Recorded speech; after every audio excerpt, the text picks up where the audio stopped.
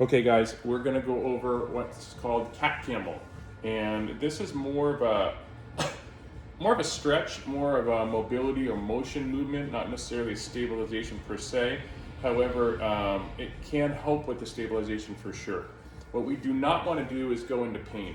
So if there is a lot of pain doing this exercise and this stretch or any of those for a matter of fact, you want to stop that, okay? Because the longer that we're in pain, the longer our body wants to be that way. And if we're reinforcing this pattern, it's going to want to continue to cause that pain when you do those motions, okay? There can be a little discomfort, but I'm talking pain.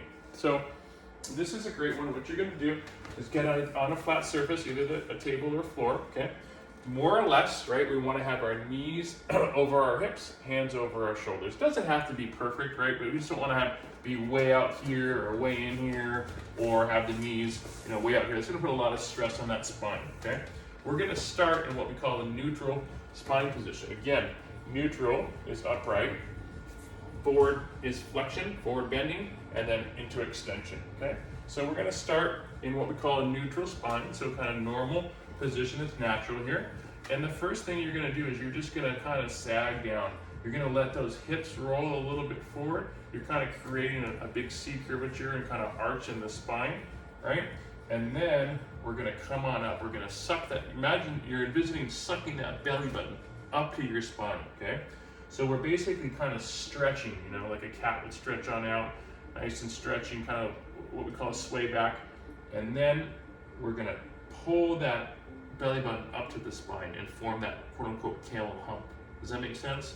So nice and easy. There's no exact timing on this. I typically take about maybe 3 to 5 seconds to kind of complete that motion. We don't want to rush it too fast, and you don't need to go super slow. So find what's comfortable for you, okay? Now, I mentioned you can have some discomfort. We don't want to have a lot of pain with this, okay? So let's say, for example, I'm in this position and I start kind of coming down. And as I start coming down, maybe the first kind of half of that movement, I'm pretty good.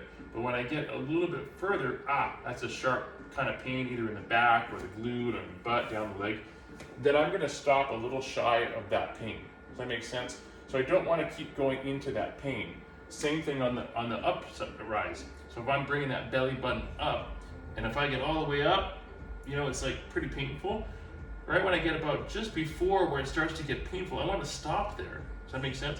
And then go back down to that lower one. So we want to keep that range of motion where we don't have pain and soreness because we don't want to be irritating that. Kind of like a cut on the knuckle. We don't want to be bending it and irritating it a whole lot.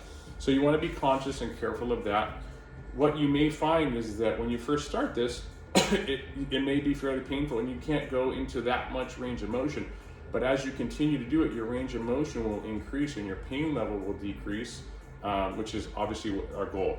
With the cat camel, my recommendation is you do anywhere from 5 to 10 of these. Now, cat camel you can do more than once a day, so you can do this 2 or 3 times a day. I wouldn't necessarily do it more than 3.